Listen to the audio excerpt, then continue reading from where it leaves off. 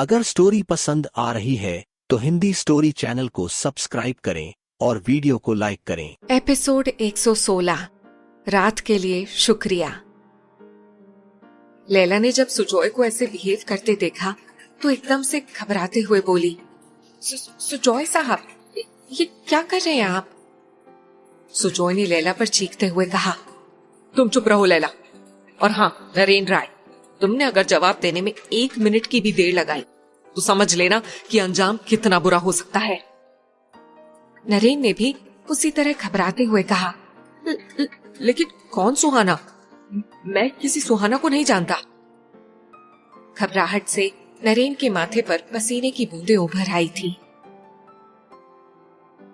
लेकिन नरेन के मुंह से इतना सुनना था कि सुजॉय ने पास पड़े हुए टेबल को एक जोर की लात लगाकर उसे उल्टा दिया और बोला, देखो लड़के, मैं यहाँ तुम्हारी कहानी सुनने नहीं आया हूँ। तुम मुझे साफ साफ बताओ कि कल रात जिस सुहाना के साथ तुम पार्टी कर रहे थे वो कहाँ है? कल रात तो मैं अपनी गर्लफ्रेंड सुहासिनी के साथ था। लैला मैम बताइए ना इन्हें, आप भी तो वहीं थी। उसने मदद चाहने वाली निगाहों से लैला को देखा। तब लैला ने कहा, हाँ सुजॉय साहब, ये लोग उसे सुहासिनी बुला रहे थे, सुहाना नहीं। तब सुजॉय ने गुस्से में भरे अंदाज में एक झटका देकर नरेन का कॉलर छोड़ा और अपने वॉलेट से एक फोटो निकालते हुए कहा, गौर से देखो इसे, यही सुहासिनी है जिसका दूसरा नाम सुहाना है। अब तो मुझे बताओगे कि तुमने पिछले 2 सालों से इसे कहाँ छुपा कर रखा है?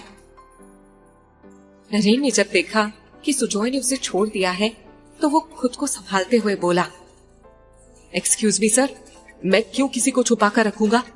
वैसे भी सुहासिनी मेरी गर्लफ्रेंड है और मैं अपनी गर्लफ्रेंड के बारे में आपको इन्फॉर्मेशन क्यों दूं? इसका मुझे कोई लॉजिक समझ में नहीं आ रहा। नरेन का इतना कहना था कि इस बार सुजॉय ने अपना दाहिना हाथ खींचकर उसे एक जोर का थप्पड़ मारना चाहा, लेकिन लैला ने ऐन वक्त पर उसका हाथ रोक दिया। तब सुजॉय ने गुस्से में कहा, ज्यादा स्मार्टनेस दिखाई ना तो मैं कह रहा हूँ तेरे लिए अच्छा नहीं होगा। लैला ये सब देखकर एक बार फिर से सहम सी गई थी।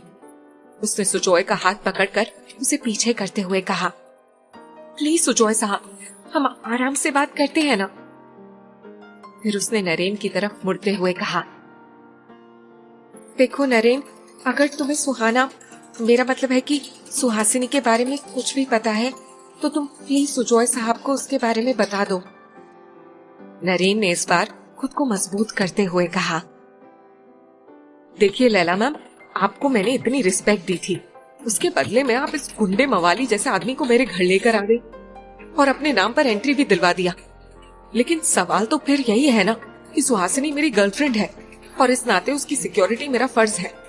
मैं उसकी जानकारी किसी ऐसे शख्स के सामने रिवील क्यों होने दूं? नरेन का इतना कहना था कि सुजॉय ने उसे एक जोर का धक्का दिया और चीखते हुए बोला, इसलिए क्योंकि सुहासिनी मेरी बहन है, मेरी अपनी छोटी बहन। ये सुनकर लैला और नरेन दोनों ही शॉक्ड रह गए, जबकि सुजॉय अपनी आंखों पर हाथ रखे हुए वहीं पास ही पड़े सोफे पर बैठ गया और गहरी गहरी सांसें लेने लगा था, यूं जैसे खुद को संभालने की कोशिश कर रहा हो। वैसे अभी अभी सुजॉय ने जो कुछ भी कहा वो खबर लैला के लिए तो एकदम ही चौंकाने वाली थी। जिस सुहाना का नाम वो पाहुजा परिवार में आने के पहले दिन से ही सुनती आई थी, जिसे कि उसने कभी सुजॉय की पत्नी तो कभी सुजॉय की गर्लफ्रेंड समझा था, वो सुजॉय की छोटी बहन थी। लेकिन अगर वो पाहुजा परिवार की बेटी थी तो आखिर उसने घर क्यों छोड़ा था? आखिर ऐसी क्या वजह हुई थी जिसके लिए सुहाना ने पिछले 2 सालों में किसी को अपनी भनक तक नहीं लगने दी? लैला ने धीमी आवाज में कहा, क्या सुहाना आपकी बहन है? जबकि उधर नरेन ये सुनकर कुछ डर सा गया था कि इतनी देर से वो सुहाना के भाई के सामने लगातार उसे मेरी गर्लफ्रेंड बताए जा रहा था। अब उसे सुजॉय का गुस्सा लॉजिकल लगने लगा था। शायद उसकी जगह पर खुद नरेन भी रहता तो वो भी सामने वाले के साथ ऐसा ही बिहेव करता। उसने कुछ डर और शर्मिंदगी से सिर झुकाए हुए कहा, सॉरी सर, मुझे नहीं पता था कि सुहासिनी आपकी बहन है, इसीलिए मैंने आपको इतना कुछ अनाप शनाप कह दिया। और वैसे भी उसने मुझे आज तक अपने फैमिली मेंबर या और कोई रिश्तेदार के बारे में कुछ बताया ही नहीं, तो मुझे कैसे पता चलता कि आप उसके भाई हो। हालांकि मैं तो उसे कॉलेज से जानता आ रहा हूं, हमने साथ में ही फिल्म इंस्टीट्यूट का कोर्स किया है। ये सुनकर सुजॉय ने एकदम चौंकते हुए नरेन को देखा। कौन सा कोर्स किया है? न जाने क्यों सुजॉय का डर किसी अनजाने डर से लरस सा गया। नरेन ने उसकी तरफ कुछ कंफ्यूज्ड अंदाज में देखते हुए कहा, सुहासिनी ने फिल्म डायरेक्शन का कोर्स किया है। नरेन और लैला दोनों ने ही ये महसूस किया कि फिल्म डायरेक्शन वाले कोर्स का नाम सुनकर सुजॉय थोड़ा रिलैक्स दिखने लगा था। लैला उसका चेहरा देखकर ये समझने की कोशिश कर रही थी कि आखिर सुजॉय फिल्म इंस्टीट्यूट के नाम पर ऐसे चौंक क्यों गया था, जबकि सुजॉय ने एक बार फिर से अपनी जगह से उठते हुए कहा, वो अभी कहाँ है? मुझे उसका एड्रेस चाहिए। उसका सवाल सुनकर नरेन कुछ सोच में पड़ गया, फिर बोला, आप अगर उसका एड्रेस चाहते हैं तो मैं दे दूंगा, लेकिन मुझे लगता है कि आपको 1 हफ्ते का इंतजार कर लेना चाहिए, क्योंकि अगले हफ्ते सुहासिनी बंबई में ही रहेगी। हो सकता है कि अगर आप उससे मिलने खुद ही चले जाएं, तो वो पता नहीं कैसे रिएक्ट करने लगे। नरेन ने कहा तो सुजॉय के मुंह से अचानक से निकला, लेकिन इस बात की क्या गारंटी है कि तुम मुझे सुहासिनी के आने पर इन्फॉर्म कर ही दोगे? तब नरेन ने कहा, सर आपने इतने साल इंतजार किया तो 1 हफ्ते और सही। वैसे भी सुहासिनी मिले ना मिले मैं तो यहीं रहूंगा ना।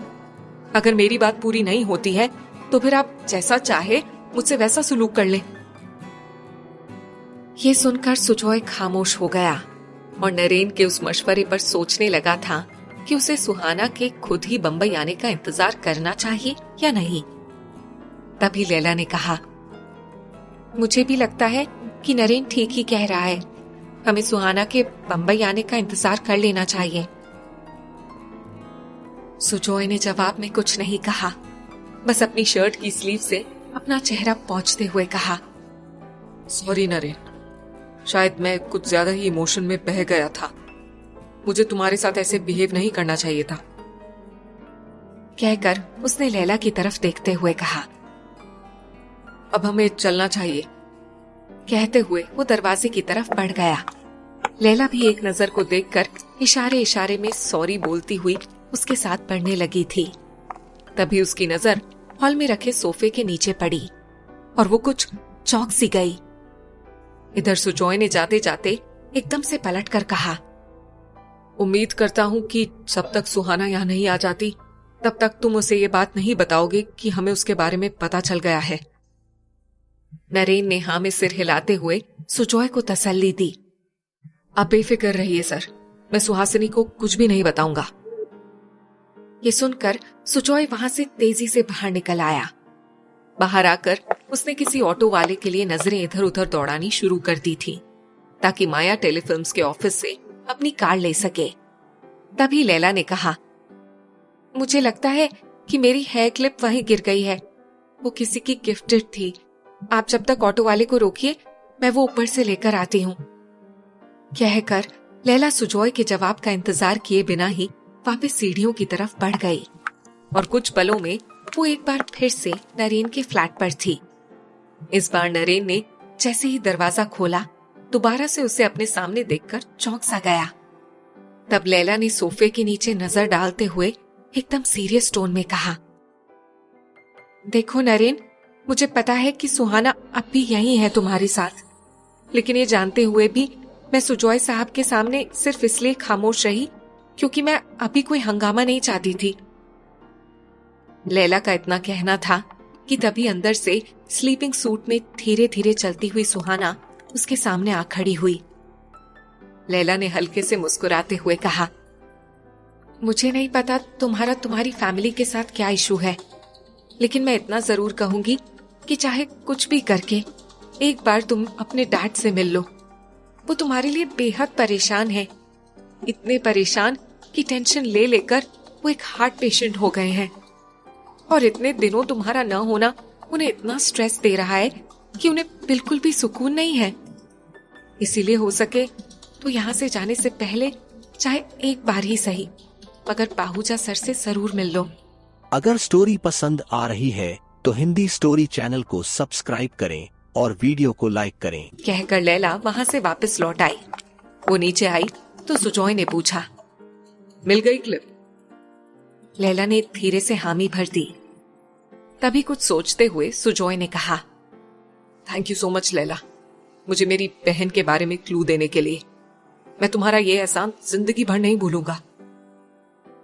कहते हुए सुजॉय की नजरें झुकी हुई थीं। आखिर वो लैला से नजरें मिलाता भी तो कैसे?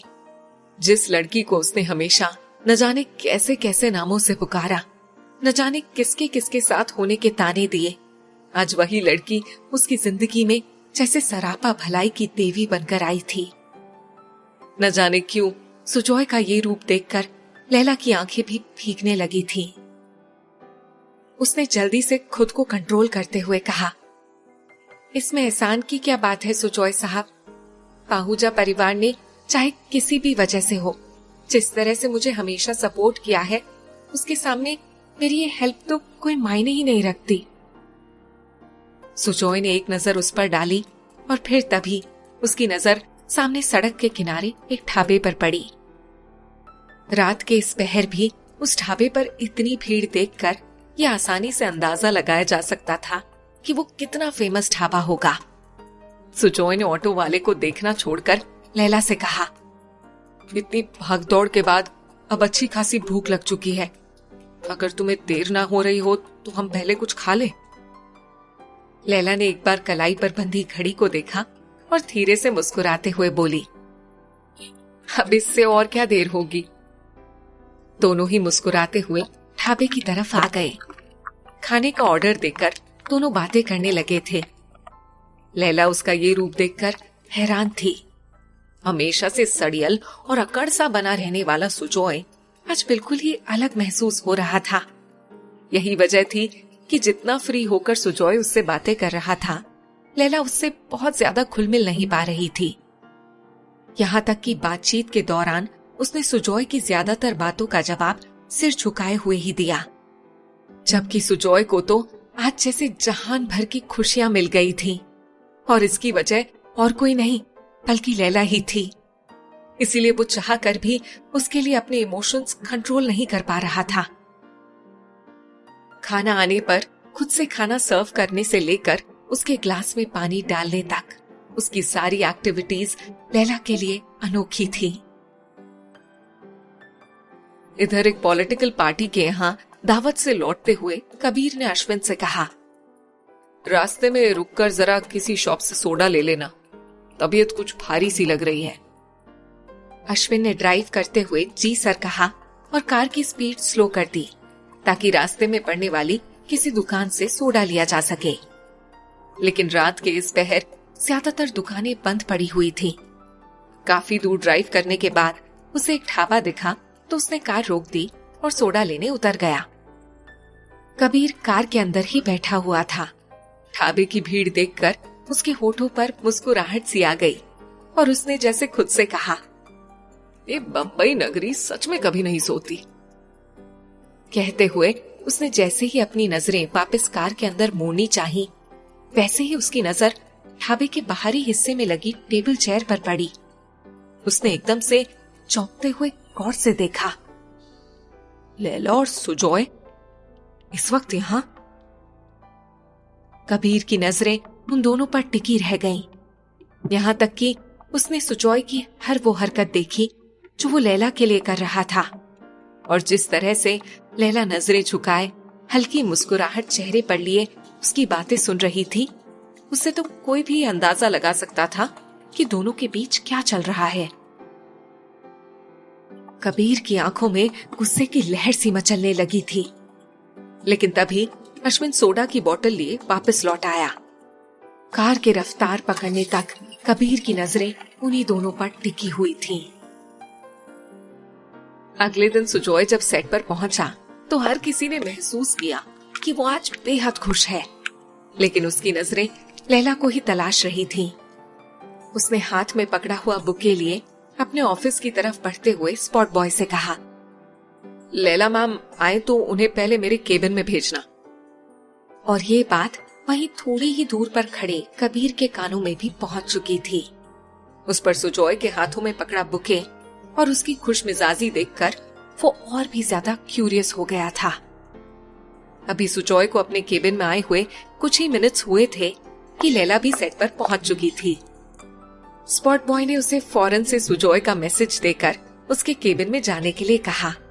लैला सपाट चेहरा लिए सुजॉय के केबिन की तरफ बढ़ गई थी और सबकी नजरों से छिपता हुआ कबीर भी उसके पीछे पीछे ही था। लैला ने सुजॉय के केबिन का गेट नॉक किया और इजाजत मिलते ही अंदर चली गई। कबीर वहीं केबिन के दरवाजे की एक तरफ खड़ा होकर अपनी सिगरेट सुलगा चुका था ताकि अंदर होने वाली बातचीत सुनी जा सके। अंदर से लैला की आवाज आई, आपने मुझे बुलाया था सुजॉय साहब। तब सुजॉय ने साइड में रखा हुआ वो खूबसूरत सा बुके उसकी तरफ बढ़ाते हुए कहा, हाँ ये लो तुम्हारे लिए। लैला ने चौंकते हुए कहा, ये मेरे लिए? इसकी क्या जरूरत थी? तब सुजॉय ने कहा, जरूरत थी लैला, बहुत जरूरत थी। खासकर कल रात जो कुछ भी हुआ उसके बाद तो बेहद जरूरत थी इस बुके की। तुमने मेरे लिए जो कुछ भी किया उसके बाद ये बुके तो बहुत छोटी सी चीज है। बाहर खड़े कबीर ने जब ये बातें सुनी तो उसे लगा जैसे कि किसी ने उसे आसमान से लाकर सीधा जमीन पे पटक दिया हो। उसने मन ही मन में सोचा, तो ये थी इसकी मुझसे रिश्ते की इनकार की असली वजह। सुजॉय और लैला के रिश्ते को लेकर क्या सोचने लगा है कबीर? हिंदी स्टोरी चैनल को सब्सक्राइब करें।